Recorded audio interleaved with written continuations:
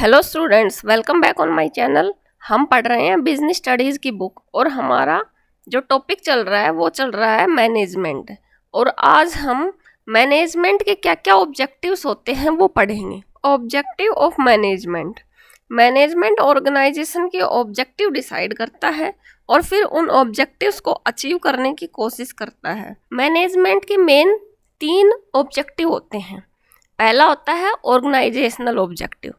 Organisation के कुछ main objectives होते हैं जिनको अचीव करना मैनेजमेंट का मेन काम होता है, जिसके लिए मैनेजमेंट को बनाया जाता है ताकि ऑर्गेनाइजेशन के जो ऑब्जेक्टिव हैं उनको सक्सेसफुली अचीव किया जा सके। ऑर्गेनाइजेशनल ऑब्जेक्टिव्स ये सबसे मेन ऑब्जेक्टिव होता है ऑर्गेनाइजेशन का और इसी के लिए मैनेजमेंट को बनाया जाता है। मैनेजमेंट ऑर्गेनाइजेशन से कनेक्टेड सभी लोगों जैसे share holder, employees, customers and governments सभी के ऑब्जेक्टिव को अचीव करने की कोशिश करता है। किसी भी ऑर्गेनाइजेशन का मेन ऑब्जेक्टिव होता है ऑर्गेनाइजेशन में जो ह्यूमन रिसोर्सेज है और मटेरियल रिसोर्सेज है उसका बेस्ट यूटिलाइजेशन करना ताकि ऑर्गेनाइजेशन का इकोनॉमिक ऑब्जेक्टिव अचीव किया जा सके। और किसी भी ऑर्गेनाइजेशन के इकोनॉमिक ऑब्जेक्टिव होते हैं सर्वाइवल, प्रॉफिट और ग्रोथ। First, survival.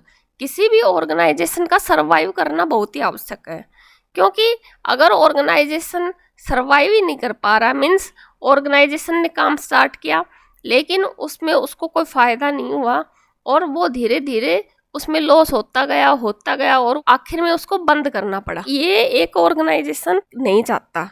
इसके लिए ऑर्गेनाइजेशन क्या करता है, मैनेजमेंट बनाता है। और मैनेजमेंट का क्या काम है कि ऑर्गेनाइजेशन जो है वो सरवाइव करता रहे, उसमें जितना एक्सपेंस हो उससे अधिक उसमें रिवेन्यू आए और वो कंटिन्यू चलता रहे। सेकंड जो ऑब्जेक्टिव है ऑर्गेनाइजेशन का वो है प्रॉफिट अर्न करना। अगर कोई बिजनेस ऑर्गेनाइजेशन है तो उसमें प्रॉफिट का होना बहुत आवश्यक है। हमने 11th क्लास में पढ़ा भी है कि बिजनेस में बाइंग और सेलिंग के साथ साथ प्रॉफिट होना भी बहुत ही आवश्यक है। तो किसी भी ऑर्गेनाइजेशन का जो ऑब्जेक्टिव होता है वो प्रॉफिट अर्न करना होता है। इस प्रॉफिट को अर्न करने में कौन हेल्प करता है, मैनेजमेंट हेल्प करता है। और थर्ड है ग्रोथ। किसी भी ऑर्गेनाइजेशन की कंटिन्यू ग्रोथ बहुत आवश्यक है। किसी भी ऑर्गेनाइजेशन का सर्वाइव तभी हो पाएगा जब वो कंटिन्यू एक्सपेंड करेगा। जैसे कि जो प्रॉफिट अर्न किया ऑर्गेनाइजेशन ने वो अपने बिजनेस को एक्सपेंड करने में उस प्रॉफिट को लगाएगा और फिर उससे और अधिक प्रॉफिट अर्न करेगा और फिर उससे और ज़्यादा उसको एक्सपेंड करेगा।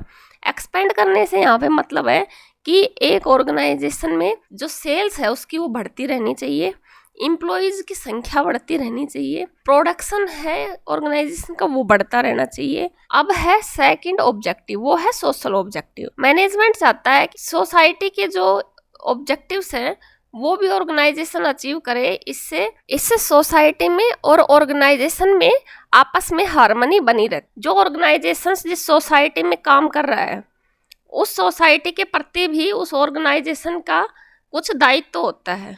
अगर कोई भी ऑर्गेनाइजेशन एक सोसाइटी में वर्किंग है तो वो जो सोसाइटी उसको जो एनवायरनमेंट प्रोवाइड करवा रही है तो ऑर्गेनाइजेशन भी सोसाइटी को रिटर्न में कुछ देना होता है।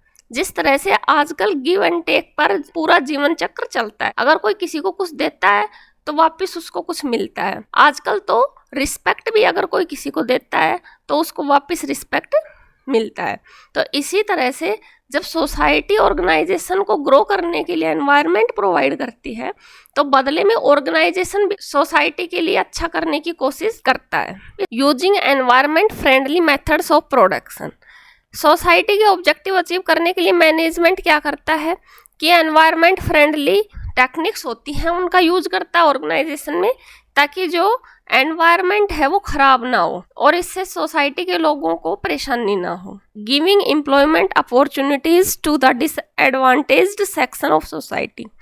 जो सोसाइटी का डिसएडवांटेज सेक्शन है मीन्स जो डिसेबल पीपल हैं उनको एम्प्लॉयमेंट अपॉर्चुनिटी प्रोवाइड करे। Providing basic amenities like schools and creches to the employees. Organisation को चाहिए कि वो जो एम्प्लॉइज काम कर रहे हैं उनके ऑर्गेनाइजेशन में उनके बच्चों के लिए स्कूल प्रोवाइड करे और अगर उनके बच्चे बहुत छोटे हैं जो कि स्कूल में नहीं जाते हैं, तो उनके लिए क्रचेज वगैरह की व्यवस्था करे ताकि जो एम्प्लॉइज हैं अपना काम पर फोकस कर सके। थर्ड जो ऑब्जेक्टिव है मैनेजमेंट का वो है पर्सनल और इंडिविजुअल ऑब्जेक्टिव्स। किसी भी ऑर्गेनाइजेशन में जो एम्प्लॉइज काम करते हैं उनके खुद के पर्सनल ऑब्जेक्टिव्स भी होते हैं और उन ऑब्जेक्टिव्स को अचीव करने के लिए वह किसी ऑर्गेनाइजेशन में काम करते हैं। इस कंडीशन में मैनेजमेंट जो एम्प्लॉय काम कर रहे हैं उनके ऑब्जेक्टिव भी वो अचीव कर सकें, इसके लिए भी मैनेजमेंट काम करता है। और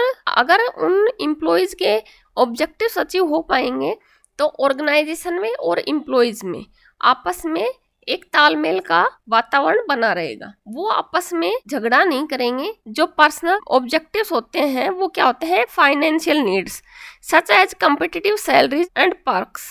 जो एम्प्लॉय काम कर रहे हैं उनको उनके कंपटीटर जो हैं उनके कंपैरिजन में उनकी सैलरी अच्छी होनी चाहिए। उनको ये महसूस नहीं होना चाहिए कि मेरी सैलरी कम है मेरे कंपटीटर से।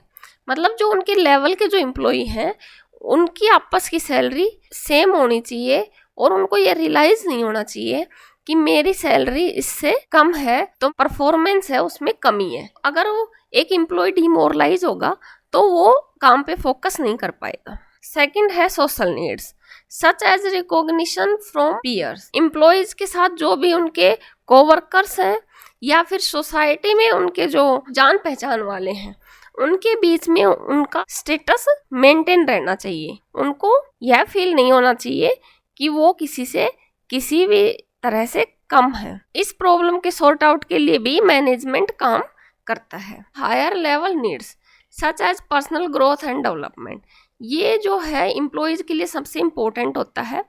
सभी एम्प्लॉयज चाहते हैं कि उनकी पर्सनल ग्रोथ हो, टाइम टाइम पे उनको ट्रेनिंग दी जाए, उनका डेवलपमेंट हो और उनको ट्रेनिंग देकर उनको प्रमोट किया जाए ताकि उनकी ग्रोथ होती रहे। जिस तरह से ऑर्गेनाइजेशन की ग्रोथ आवश्यक है इसी तरह से एम्प्लॉयज की ग्रोथ भी आवश्यक है। तो अगर कोई एम्प्लॉय ऑर्गेनाइजेशन के लिए बहुत अच्छा काम कर रहा है तो मैनेजमेंट को उसको टाइम टाइम पे प्रमोट करना चाहिए, उसके डेवलपमेंट के लिए काम करने चाहिए। इससे क्या होगा ना, एम्प्लॉय ऑर्गेनाइजेशन में डेडिकेशन के साथ काम करेगा और इससे ऑर्गेनाइजेशन को और अधिक फायदा होगा। तो इस तरह से सारे ऑब्जेक्टिव अचीव करने की कोशिश करता है मैनेजमेंट और इसकी वजह से ऑर्गेनाइजेशन में हार्मनी बनी रहती है और ऑर्गेनाइजेशन के लिए उसका सर्वाइवल, उसका प्रॉफिट और उसकी ग्रोथ है अचीव करने में आसानी रहती है। मैनेजमेंट इस तरह से ऑर्गेनाइजेशन की हेल्प करता है। Okay students, thank you. Please like share my videos and please subscribe my channel. Thank you so much.